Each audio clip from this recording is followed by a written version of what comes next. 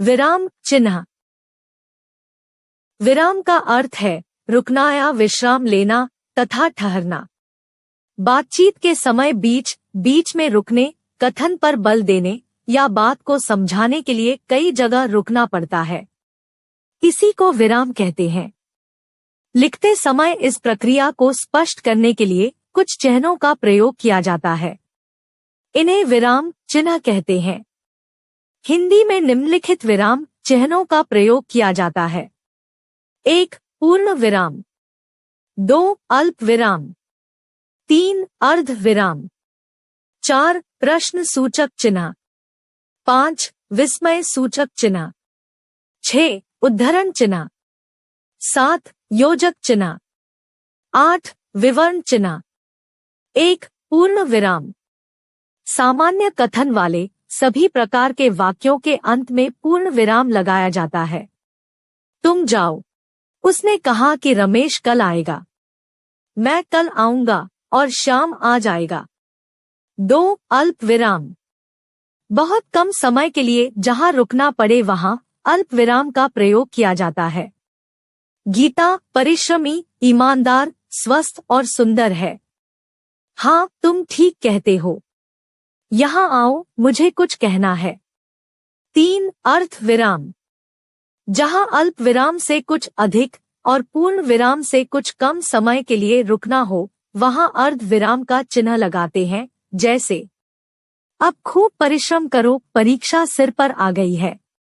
मुझे बाजार से कपड़े, जूते और मोजे, किताब, कापियां और पेन खरीदने हैं।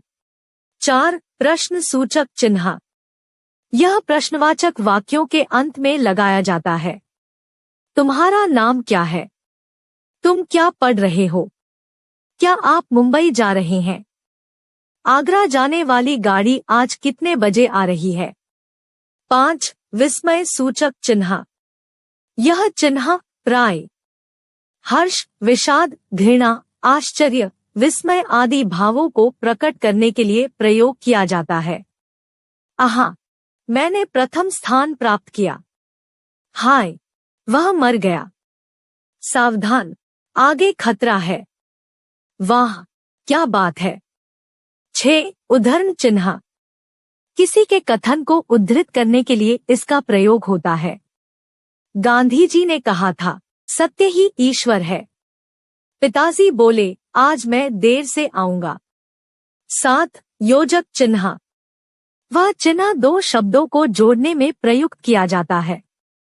सुख, दुख। चांद सा मुख। भारत रत्न। मछली सी आंखें। 8. विवरण चिन्ह। उदाहरण या निम्नलिखित का संकेत करने के लिए इस चिन्ह का प्रयोग किया जाता है। संज्ञा के 3 भेद हैं। निम्नलिखित वाक्यों को पढ़िए। हमने पढ़ा और समझा। विराम का अर्थ है ठहरना या रुकना। बात को स्पष्ट रूप से समझाने के लिए लिखते समय विराम चिन्ह का प्रयोग करते हैं। प्रमुख विराम चिन्ह है पूर्ण विराम, अल्प विराम, अर्ध विराम, प्रश्नसूचक चिन्ह, विस्मय सूचक चिन्ह, उद्धरण चिन्ह, योजक चिन्ह और विवरण चिन्ह।